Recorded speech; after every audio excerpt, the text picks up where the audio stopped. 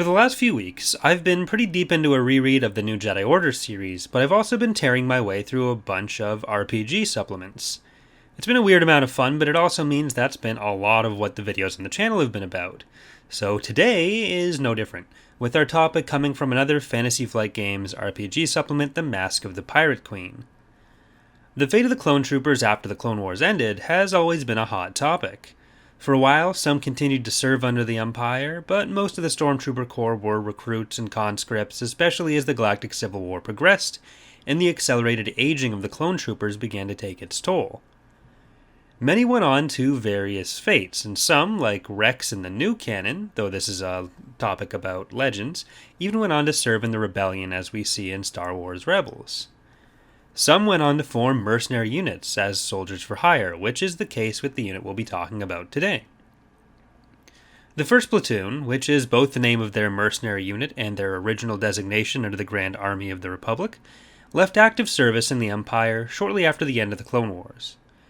The book doesn't necessarily give clear dates for a lot of what goes on. Generally, it implies the adventure to be set around the time of the Battle of Yavin. However, the clones are mentioned as being chronologically almost 40 years old by the time the events of the Mask of the Pirate Queen take place, which places it somewhere closer to the end of the Thrawn campaign. All the Wikipedia stuff seems to say 0 ABY for the events, but that doesn't quite line up with what's actually going on in the book, so I would take those numbers if you're looking at any of this on Wikipedia with a grain of salt. Tiber Zan and the Zan Consortium, for example, factor heavily into the adventure as well, which does imply some time between the dates of 0 ABY and the end of the Thrawn campaign, around 9 ABY, maybe even 10 ABY. The 1st Platoon, originally being a group of 27 clone troopers upon forming their mercenary group, was brought by their work to the former separatist stronghold of Seleucami, which remains a hotbed of pirate activity, and is within the sphere of influence of a pirate group known as the Veiled Sorority, which did sometimes give the clone troopers of the 1st Platoon work. The 1st Platoon made a home for themselves 250 kilometers northeast of the capital of Seleucami, Tlucama, in an area known as Black Wind Crater. The clones reside in a series of tunnels that they have dubbed as the Barracks, with a deeper area beyond their living quarters called the Mausoleum for their deceased brothers and their equipment.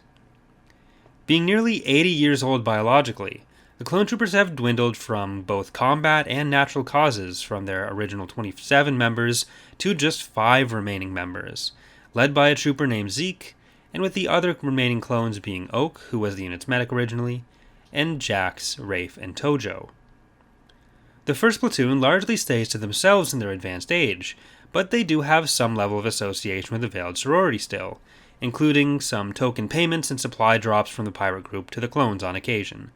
But the clones have a largely negative view of the sorority, viewing them as, quote, ignoble pirates and criminals.